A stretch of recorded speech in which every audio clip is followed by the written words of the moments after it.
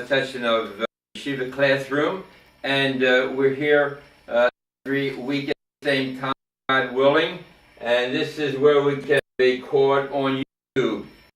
Yeshiva Classroom. Yeshiva Classroom, you tell your friends they want a little bit of Torah, where you can catch us over here, Yeshiva Classroom, on YouTube. Now, you know, we go right into speaking about Torah, and being recorded on May 30th, 2018, the Gentile calendar.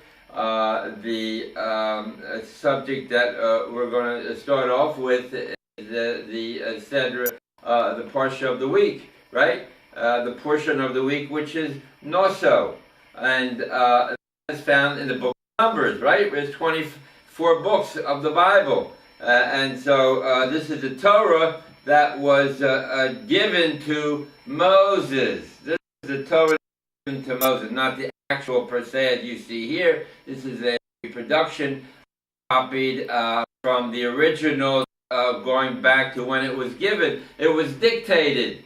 The Torah, or the Jewish Bible, we only have one Bible known to the Gentile world as the Old Testament. It is our only Bible, right? And it contains the 5 books of Moses, aka the Old Testament, aka the Jewish Bible, aka the Torah. And we're going to speak about the 70 helpers that Moses requested in chapter 11 in the book of Numbers, right? There's 5 books: Genesis, Exodus, Leviticus, Numbers, and Deuteronomy, right? So in Numbers chapter 11, you'll see that the people, after having left Egypt, you know, they were enslaved for 210 years. They had resided in exile for 400 years since the covenant that Abraham had made with God Almighty, and basically they were leaving. They left the confines of Egyptian slavery, because as God had promised, 400 years were up, and at that time, at that moment, they were given leave. They were driven out, and God fought for them to make sure that they left on that time. And if you check in Genesis chapter 15, it will tell you how the people, the covenant was made with Abraham between the parts. How does God make a covenant with his shepherds? How does a shepherd make a covenant with his sheep, so to speak? It's on the same type of equation. It seems impossible, but that's what happened in chapter 15 in Genesis. The animals were slaughtered, 3 animals, and in between was a smoking furnace and a fiery torch. And in a vision, Abraham saw these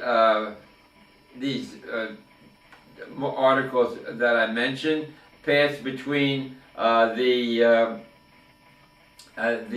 slaughtered animals, which were divided in half, and the birds of prey came down, representing the exile of persecution that we endured throughout the years, throughout to the present time, because we failed to keep our part of the covenant. We failed to keep our part of the covenant. And in chapter 15, God promises the people the land of Israel, because Abraham was the one who figured out that there is one God, and it's like you know, rationalization and conclusion that he saw that it was like a machine. In other words, the world that existed in front of him operated in conjunction with all its parts. meaning the sun shined, the rain came, watered the ground, and the water vapor fell on the earth, and the sun enabled the plants to grow, and they produced fruits and vegetables. It was like one machine. One machine operated to do all of these wonderful environmental factors, and that's how we look at that's how we look at our God as one God, as was one machine that ran the machine, and did not come from another entity, but everything was from that oneness, that machine that we call God, who had all these things operate. Now, what happened was that there was a problem after a while, because the Jews had lived under slavery conditions for many years prior to their freedom, and God had predicted that in chapter 15 in Genesis, that the people would endure exile until they received their land, until they came into the land, and it was total 400 years. The children of Abraham went into exile for 400 years, and they being 60 years since the birth of Isaac, Abraham's son, and then it was 130 years transpired until Jacob, Isaac's son, went down to Egypt. That's 130, and 60 is 190, and they served in Egypt for 210 years. 210 years, and that was primarily under the rule of Joseph, right, who saw to it that they behaved properly and lived according to the Torah. But after his death and demise, the children of Israel began to assimilate, and instead of serving those 400 years and peacefully, many of those years were served under a monarch, under Pharaoh. I mean, that's how we have to consider our God, to fear our God, which is the first rung of fear, that there is a punishment. And we look at God and as a monarch, and how we behave to God is that we are quiet and know our place, and that's how we must stand before the monarch of the whole world, God, the King of the Bnei Israel. So that's what happened. We're going back to Numbers, right? We're in May 20th, and this Shabbos we'll read Parshas Noso, which is the book of Numbers, right? So over there it says in chapter 11 in that Parsha that the people began to complain. I mean, they were no longer happy with this hardships that they endured in their desert, that they had traversed, and they were beginning to traverse. So they complained for no reason at times, and then they complained that they wanted meat, and then they complained that, oh, how good it was in Egypt when we had the fish and the leeks and the bread and the garlic, how we enjoyed ourselves.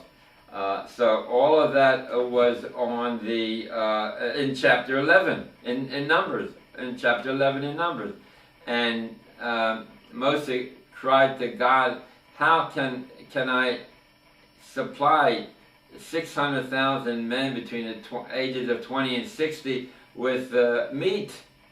It's impossible. And there's a sentence in that chapter that says, is God without a limit in his abilities to perform? We have to take that and understand that it applies to our lifestyles where we sincerely pray and God wants things to happen. They will happen even though they may seem as if it is impossible. So what happened? God on the next morning gave a wind to blow, and he blew over thousands of fowl in the air, and they dropped between amongst the people. There was so much fowl, F-O-W-L, birds that had fallen, that it would take a day's journey to cover the land in which the fowl had fallen. So God could provide, but being Moshe complained that there are just too many problems that he cannot handle. Did I bear these things on my own? I mean, did I bear these people? Did I father them? No, but he complained that it was just too difficult. So God gave him 70 helpers, so to speak, and he asked them to choose from amongst the people, righteous people, and God would come down. It says over in chapter 11, come down and give prophecy, additional prophecy to Moses, and that additional prophecy would go over to those 70 people who were chosen to be servants and helpers of Moses. They were like prophets, so to speak. And what's the word in Hebrew? Prophets, Nevi'im, right? So the first word, part of it is Niv, N-I-V, which stands for speak. So these 70 people spoke comforting words, and were respected words that the people could understand their situation and recall the covenant that was made with their forefathers and got them back on track. And that's what happened. But of the 70, a young man came and said that there were two prophets that were prophesying outside the tent, outside the Ohel Moed, the tent of the meeting. And this is what you see in the Ohel Moed, the tent of the meeting, where God's, so to speak, voice came between his two angelic features. And the voice came to Moses wherever he was. A powerful voice that only Moses could hear, even though it was so powerful. So that is what happened at the time of the Saf-Sof, the complainers for no reason. And as we said, if you read chapter 11 in the book of Numbers, the people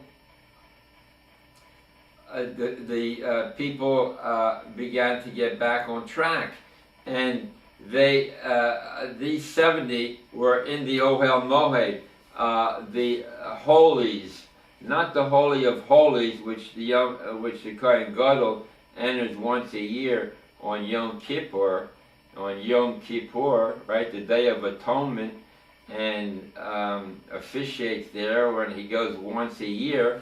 But on the other side of the curtain, which housed this particular ark, because this is the ark underneath the cherubim, the angelic winged entities on top of the ark, as mentioned in the book of Exodus, how it was made and the directions in which it should be made, beaten out of the cover top the golden cover that the angelic features stood.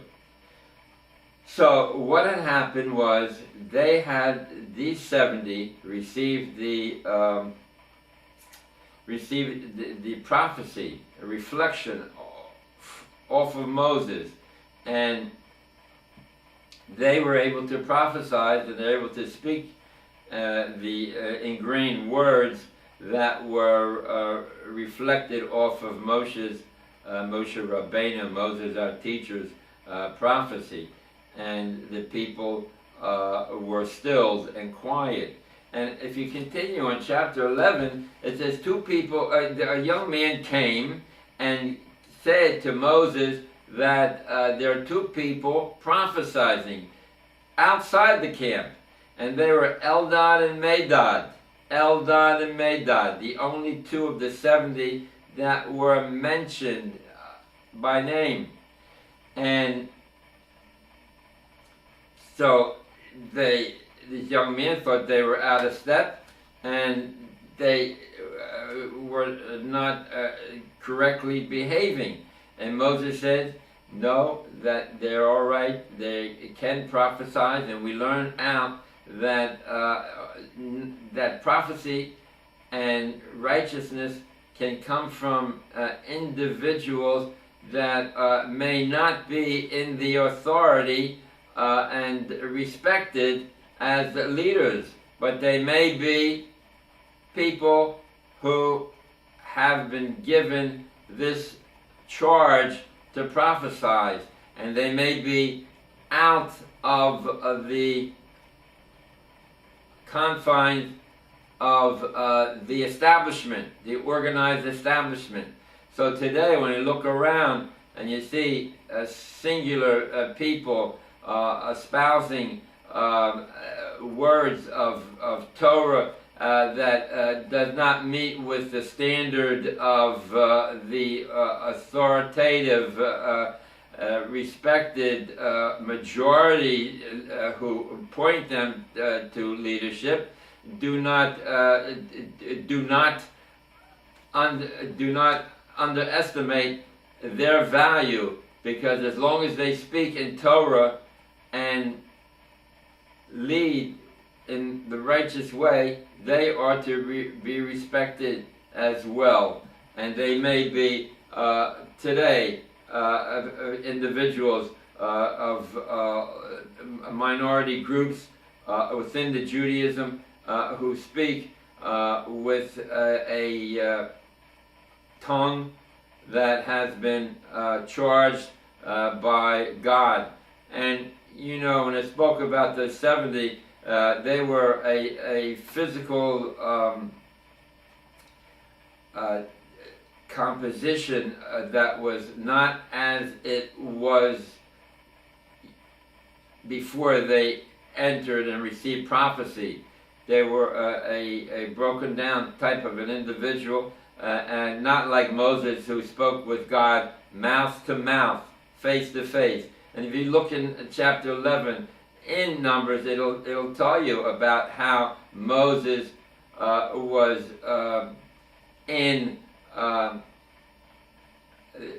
with God, and how it uses the word mouth to mouth, and he did not go into any kind of a trance that made his physical composure weakened, as the other 70 had. But this 70 became the future Sanhedrin, or something like a Supreme Court, not like the Supreme Court of Israel, who do not base their knowledge, their decisions on Torah, but because there is no constitution in Israel, and they base it on feelings, you know. So that's a whole discussion in itself. Unfortunately, we have these Supreme Court judges who are not in sync with the right-wing government of Israel, elected by the people, and there is it's problematic. where we have these two bodies going in different directions. And hopefully we can get some God-fearing people on the Supreme Court in Israel, so that we may rule according to the laws of the Torah, So that's chapter. That is chapter. Now here, just to go further into this picture, right? The angelic faces, the angelic figures, where the voice of God came through here, and under here was the Aaron, the ark, and the ark contained the Ten Commandments. The only physical object that was ever given to people. The only physical object that was ever given to people was the Ten Commandments, the tablets that God gave to Moses to bring to the people. And in this Aron were the broken tablets and the original copy of the Torah. The original copy of the Torah, which was dictated to Moses. That's the third chapter, Deuteronomy. Write these things down. Deuteronomy chapter 31, verse 24. Chapter 31 in Deuteronomy, right? We have 5 books. Write them down, put D, chapter 31, verse 24.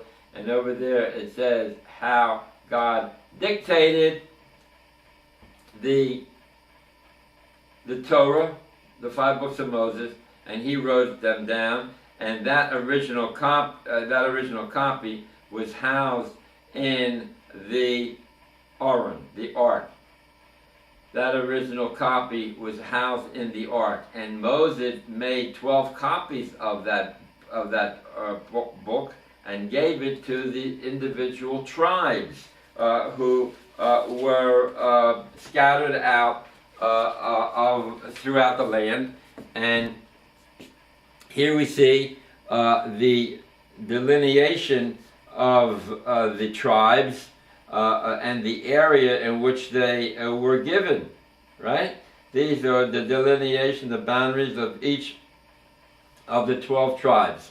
And it so happens that present-day map of Transjordan is really the part of Manasseh, the tribe of Manasseh, and along the Mediterranean Sea, the lands of Lebanon and a great part of Syria is under the control of foreigners, because they were given to the Jewish people. They were given to the Jewish people by God. And that's what the representatives in Israel must acknowledge, their proof of what we have and why we do things, because everything is written in the Torah and in the book of Joshua, right?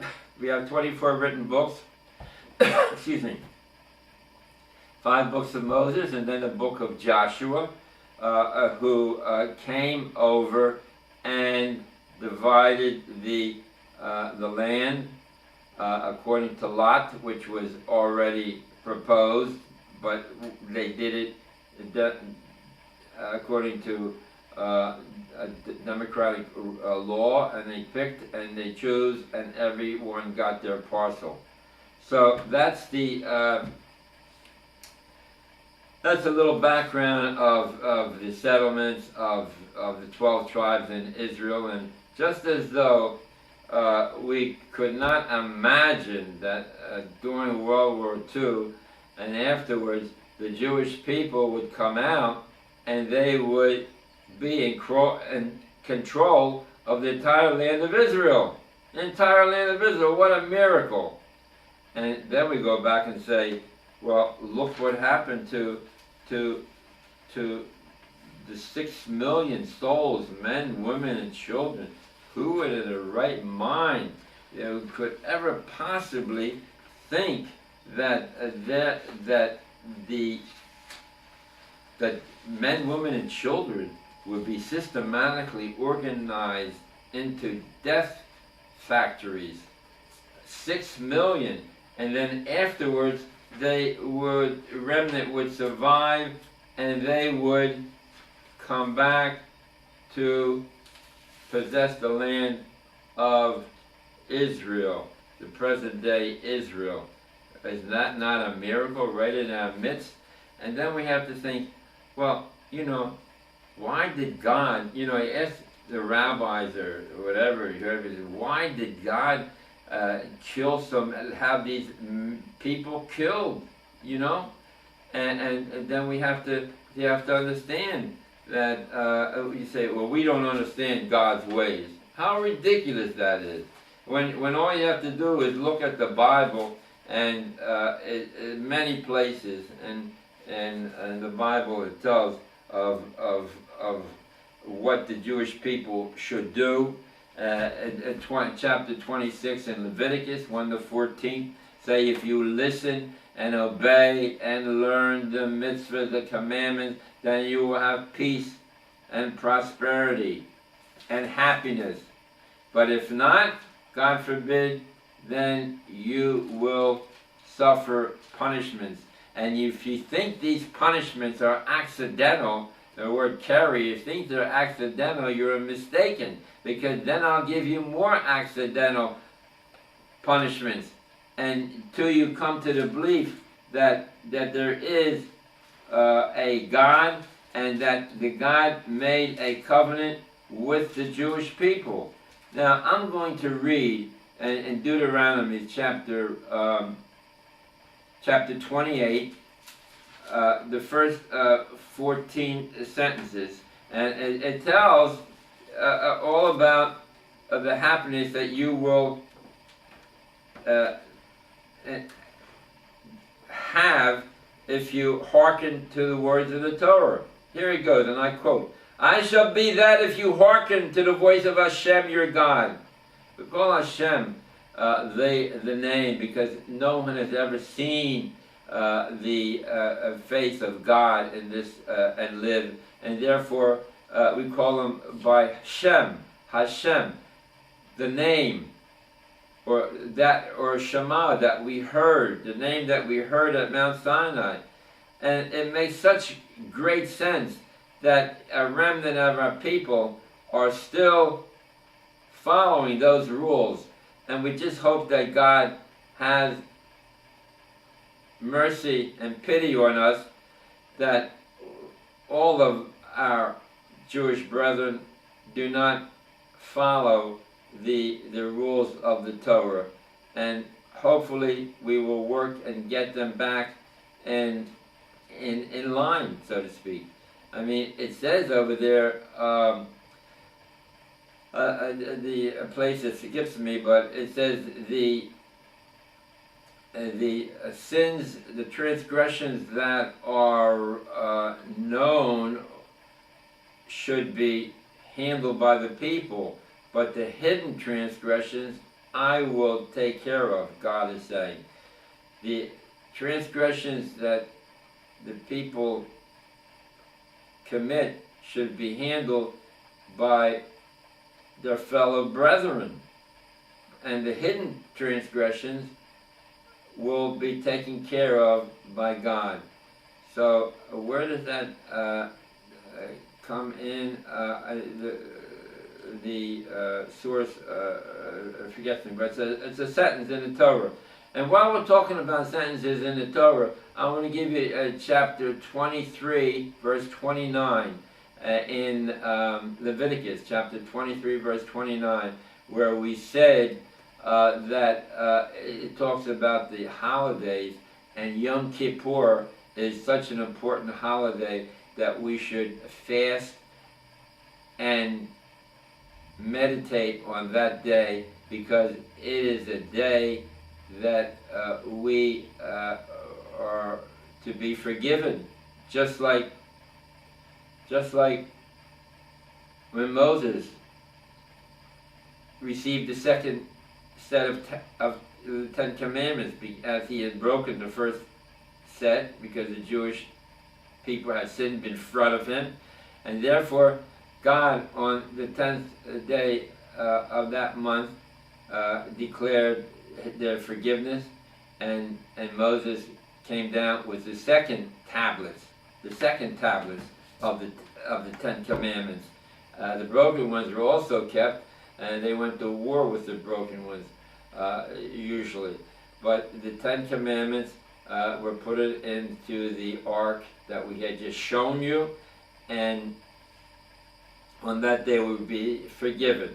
And so even today we have the opportunity to be forgiven by observing the rules and teachings of Yom Kippur, where we have our heart, where we are asking God for forgiveness, according to one man the Omer, but the other say that it is only for transgressions of Miyam, or the transgression of the Holy's temple while we were not completely clean or tameh. But the others say that it contains the importance of fasting and being in the state of meditating of the transgressions that we and our people did, and to forgive us, and hopefully He will, and He does, and we continue that. Even a remnant of people who are not even aware of much about Judaism, they know that on Yom Kippur we have to fast, and they know that, and not work. Fast and not work. Do no avoda or work on that day, and it takes away arrogance and brings humility. Takes away arrogance and brings humility. And you know, it's interesting to note that to the poor person, it's easy for him to come to humbleness and humility because he doesn't have any power or wealth to inhibit him from falling back on all the work that he did with his hands, thinking that it was his effort that he accumulated all these riches. But he thought, unlike the poor person, that I have power, I have riches, I have wealth, I have everything. And it's hard for him to be humble, as opposed to the poor person who has no power and wealth, and it realizes that everything is from God.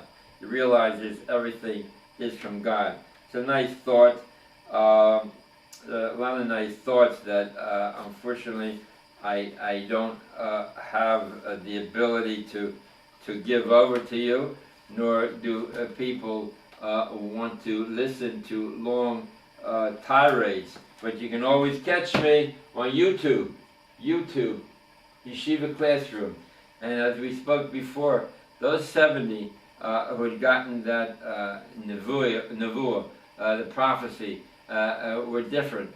And we find ourselves that there are amongst us people who, in spite of everything, richness or poorness, must go out and follow that charge that was given to us by God to bring the Jewish people by speaking or in other ways, through example, to bring them back as the prophecies of the 70, which God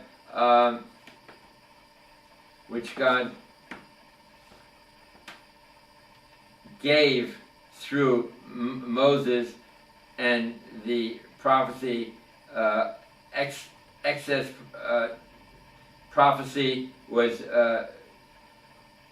given over to the 70 people who spoke to the 3 million Jews that had left Egypt, and to calm them down and to realize that it is a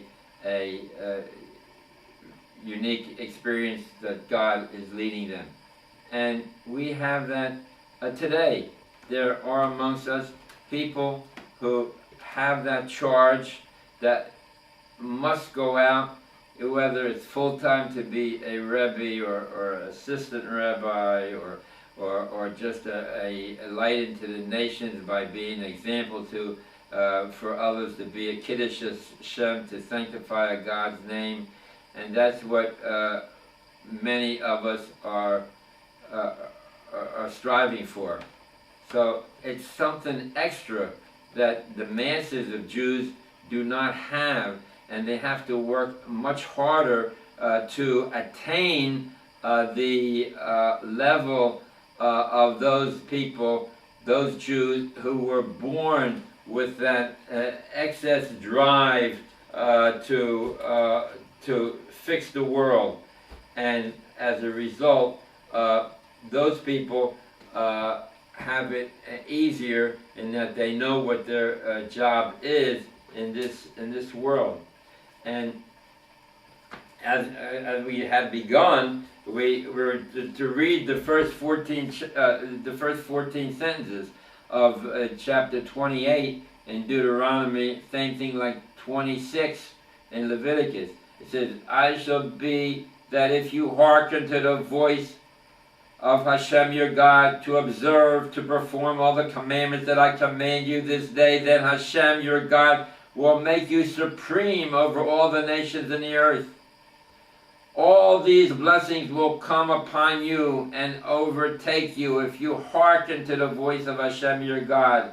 Blessed shall be you in the city, and blessed shall you be in the field. Blessed shall you be in the fruit of your womb, and the fruit of your ground, and the fruit of your animals, the offspring of your cattle, and the flocks of your sheep and goats.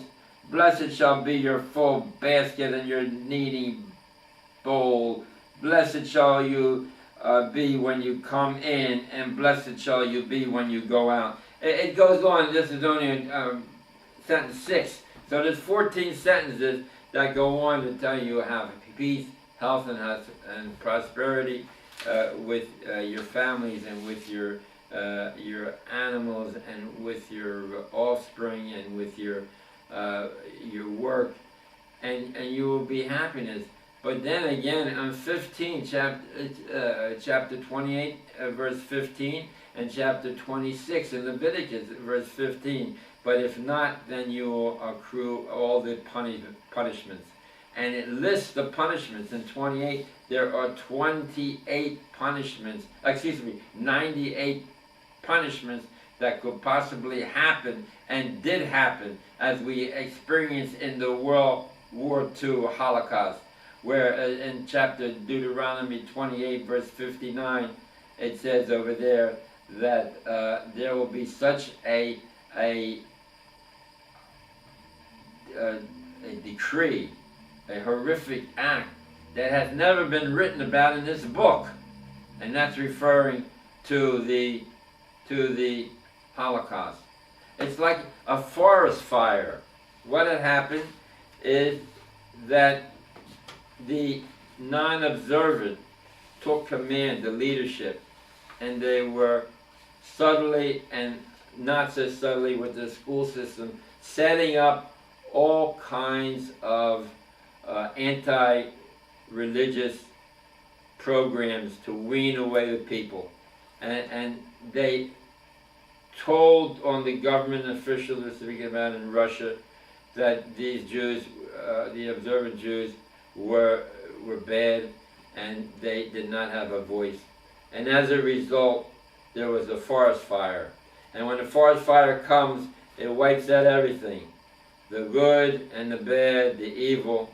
Just like what had happened in the first temple, when the temple was destroyed, the good people were wiped away, as also the bad people, the false prophets, and those evil people were going away.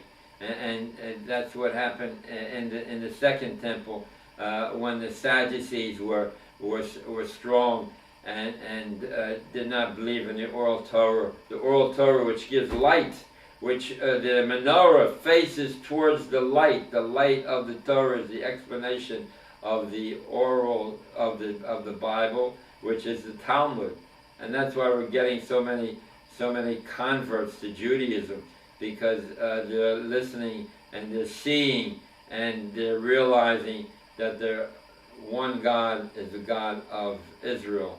And that's what happened in Beitar. The second temple got rid of the Sadducees. Beitar, which was a few years after the destruction of the second temple, where the Romans destroyed a great populace of Jews, the good and the evil were wiped away like a forest fire, and also wiped away were the Christians, who now were free of trying to water down the true values of Judaism, and we were free, and they set their own religion. So that's what the forest fire concept is. And after the fire, we see the seedlings come alive again. The good people coming alive. The Jews, for instance, setting up yeshivas, and also winning over the land in spite of the remnants that are not believers.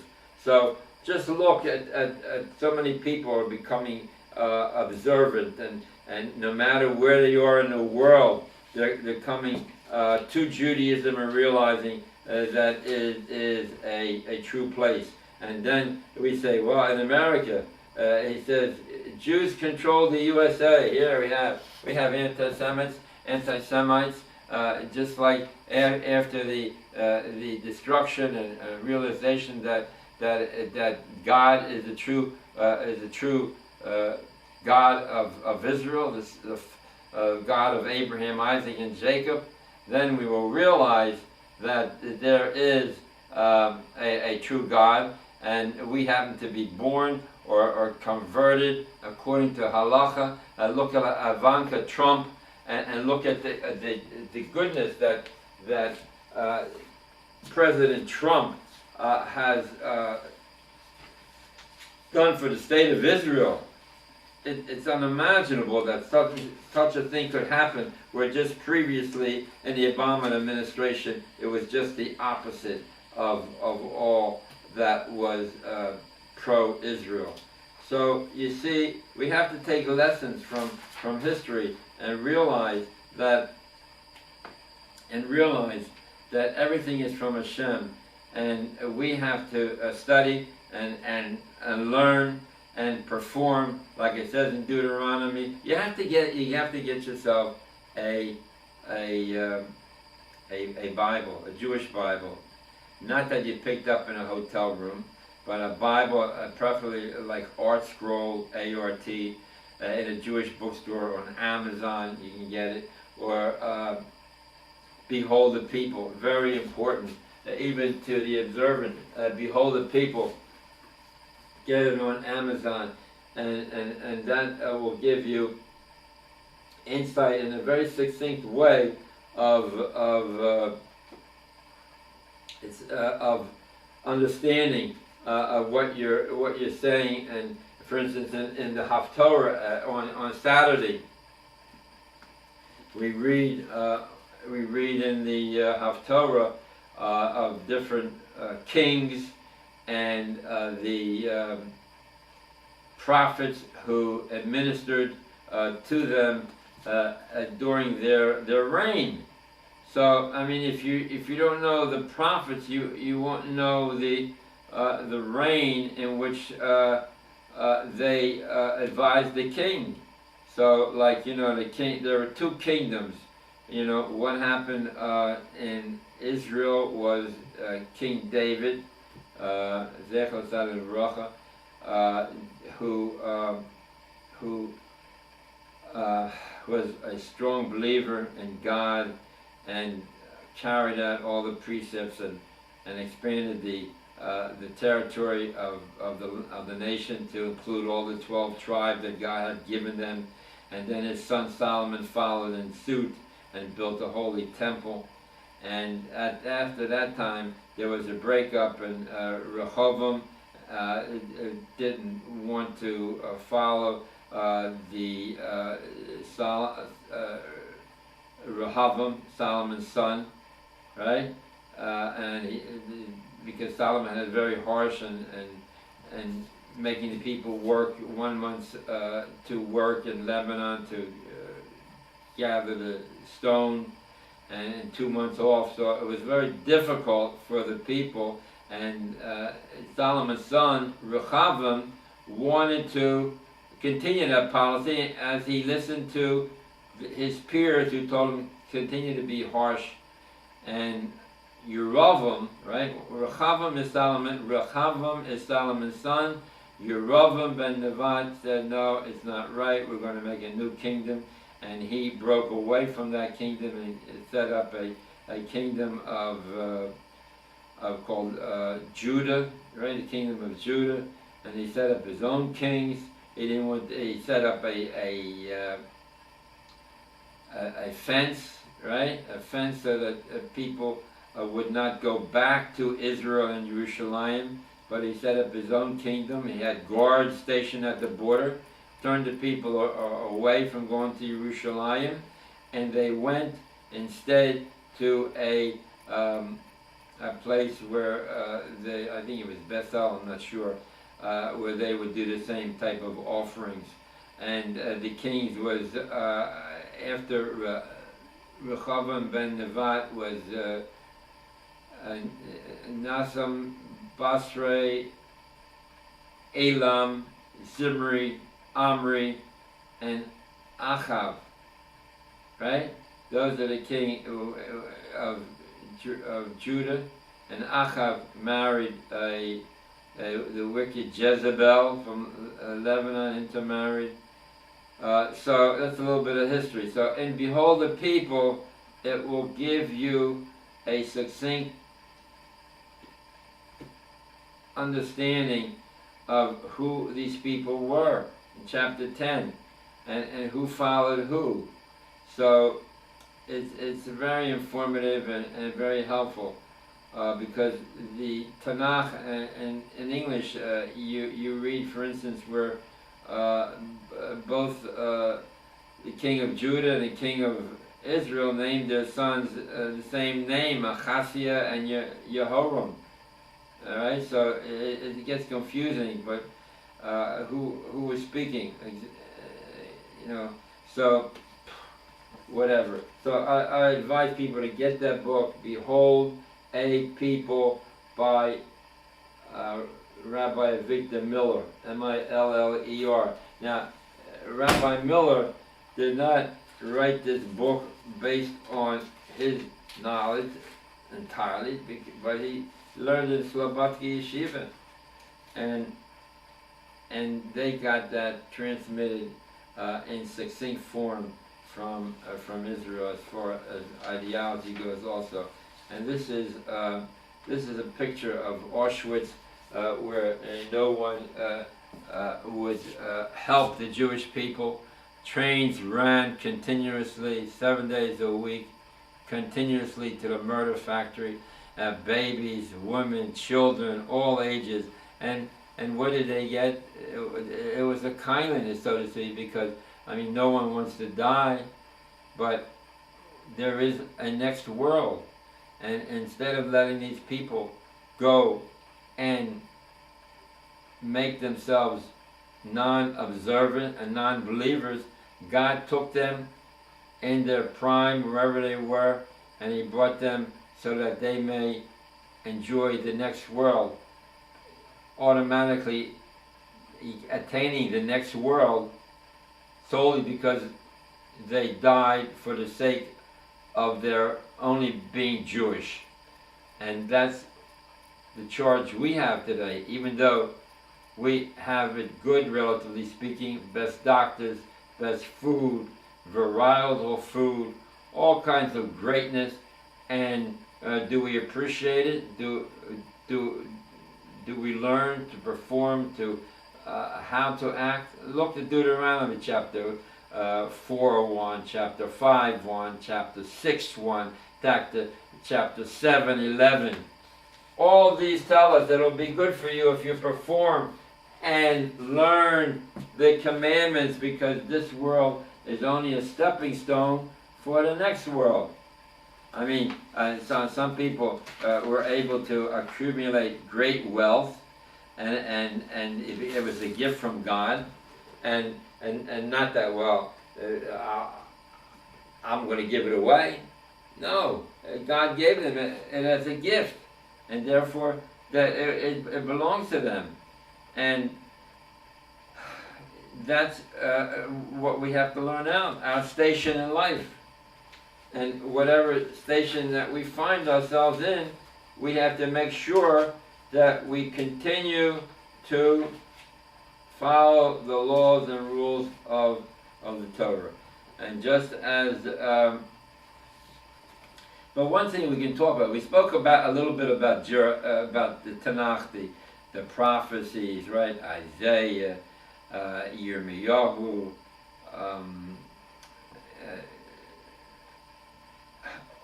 different prophets and different kings.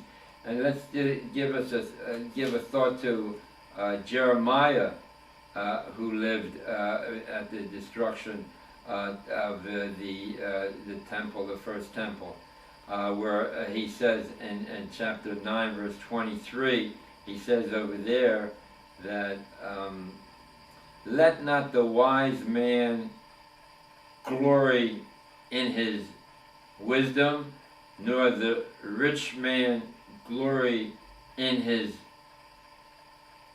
wealth, or the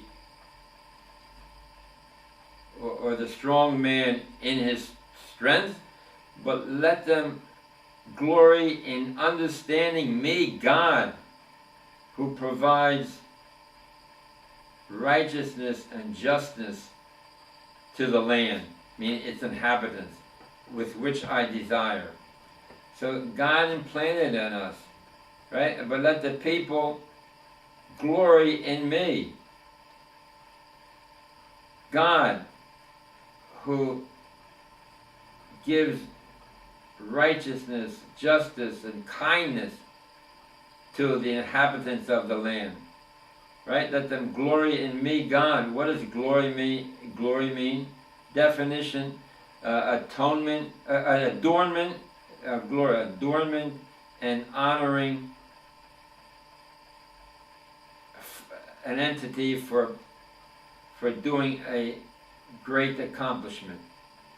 Adorning and honoring an entity which has accomplished a great accomplishment.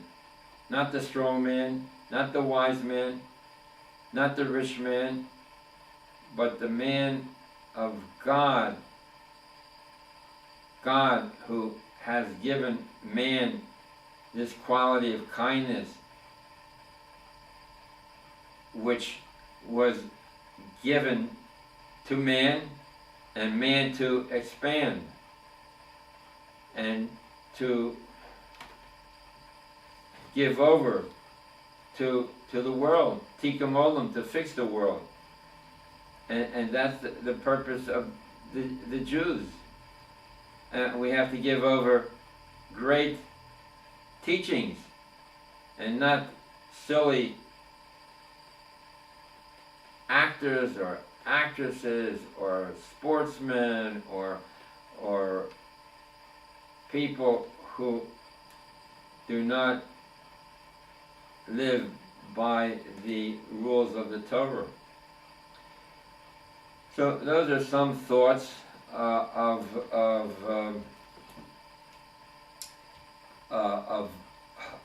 the Torah, the 24 books of the Bible, and we have much to learn and to do, and that's what we have to realize, that life is short, and we have to understand that our goal is to get to the soul world, S-O-U-L. Now, many of us do not have that feeling to begin with, and assimilation is so rampant, and they're automatically lost. Assimilation is, you have, who was that fellow that was sent, was in prison in North Korea for tearing down his poster over there, Wimbright, or whoever, his mother was Jewish, and he was a Jew, and lived a great deal of his life as a Jew, and he was in the limelight. But after assimilation, there is no longer that seed that continues with the Jewish insight. And who we have, Roxana Barr, right, on the news today, who was born of Jewish parents, and assimilated greatly, and even called the Israeli soldiers Nazis until she married, until later on in her life she became a supporter of Trump, and now wants to be Prime Minister of Israel. She wants to be Prime Minister of Israel, and becomes more and more observant. Roanne Barr, right, the actress, and you say, well, now you have the Constitution, we have President Trump, who is so favorably looking out for the Jewish people. We have his daughter Ivanka, who is a convert according to halacha, but these things don't last forever. Trump is not going to live forever, and we may get someone that is just the opposite of Trump and the next president. Look at Obama, his predecessor. So, it all depends on the Jews and how they conduct themselves and how they are a light into the nation, as Isaiah spoke. Now, we talk about Torah, let's talk about chapter 7 in Deuteronomy. What does it talk to them? It says, chapter 7 in Deuteronomy, do not make a covenant with them. Don't make any covenants with these Arab states that we find that want to make some kind of agreements, to have a ceasefire, or to have, it says it should break their altars, break their altars. What does that mean? It should break their ideology to show how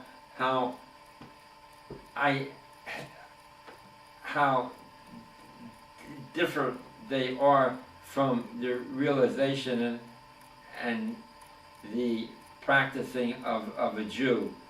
Whatever their religious ideology is, if it's different than Jews, than Judaism from Sinai, and not these other Mickey Mouses that want to pretend that they saw the light, and now in the 21st century we have to reform, cut away, pick and choose like a restaurant. I mean, Rabbi Judy said we could do this. Well, Rabbi Judy didn't learn all the books of predecessors who studied the different questions that came up and ruled according to what the situation was in relation to the Torah. Oh, well, now Rabbi Judy says, I feel it's this way, and since the norms of society are in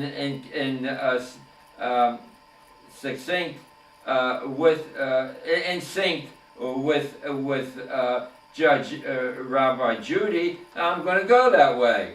And they want to leave their feelings as if they were transgressors, and by listening to Rabbi Judy, they feel that they have found someone who will make things correct by advocating and permitting those